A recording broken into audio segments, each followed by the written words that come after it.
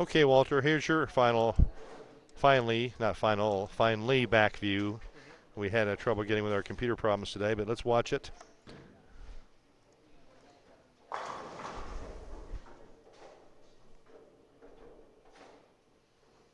Better balance, a little bit better timing now. So we've done a few tricks with our setup trying to make things better, and it's starting to show. We did some drills that helped a little bit too. These things are all going to work together to build the skills we're looking for. But you look better now with more balance and still good ball motion, still good revs and rotation on the ball. So nothing in the swing, and you see the swing and the ball and the head are all lined up pretty nice. We can slow it down here and see that in this next segment. Step over. Yeah, dropping the ball a little quicker is what we were hoping for. Ball and the head are nicely lined up and close to the ankle at the finish. Look how close that was at the finish. Let's go back and see that here in frame by frame. You want to move the ball and the foot at the same time, which they are right there, and we're much closer to having the ball down at knee high long before step 2 is in process, right? And look at the hand position. That's the hand position we just saw with Wes Malott and some of the other guys, which we'll put up on your screen here in a minute too. And at the finish, pretty close to that high-level release. Okay, so let's take a look at the release now a little closer with another video view.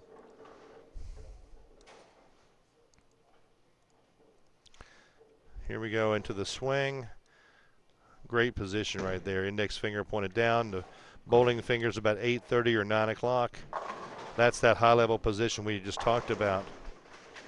And then on the downswing, pretty darn close to Sean Rash, wouldn't you say? Yeah. Let's bring Mr. Rash up here. There he is right there.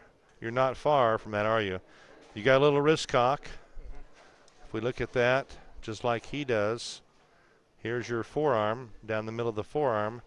Here, we draw through your wrist to your fingers. It's a little bit more of a jog there. Kind of like Sean, let me bring his, there we go. Now we see it. He's just a little bit more around it, a little more with his finger more in the center of the ball. And that's what I wanted you to try earlier, is having your finger a little more maybe right there pointed down, okay? Just rotate your hand a little bit more around the ball. But that's a good position. We'll lock those together right there and let's see how they play out. And see, right as at 6 o'clock, you're about the same position, aren't you? You see that? And see the elbow coming in a little bit? Just like his snaps in. You see it's kind of snap right there. See that snapping movement of the elbow coming in? Yours isn't snapping that much, but that's kind of unloading the elbow and then unloading the wrist at the same time, or one after the other. And again, a little bit more lifting up for you, as you see there. Right. You're lifting up, and he's putting it right down into the lane, which we practiced a little bit today, which actually gives you more rather than less to do that. Okay.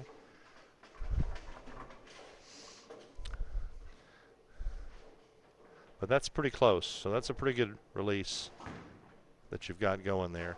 Just a little less lifting up, roll it down into the lane, and you'll find it's going to be more like what he's throwing over here on the right side of the screen. Okay? And these drills will help you develop that. But you're nicely right. Look at that. You're touching your pant leg almost right there with the ball. That's really good. Close to the ankle. Nice tilt. You can see the upper body tilt.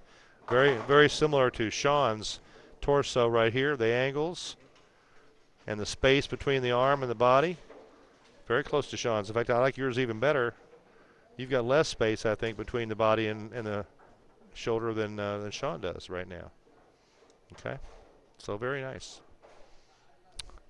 So that's what I want you to keep working on that, and maybe just get the hand a little bit rotated around the ball a little bit more when you're back here.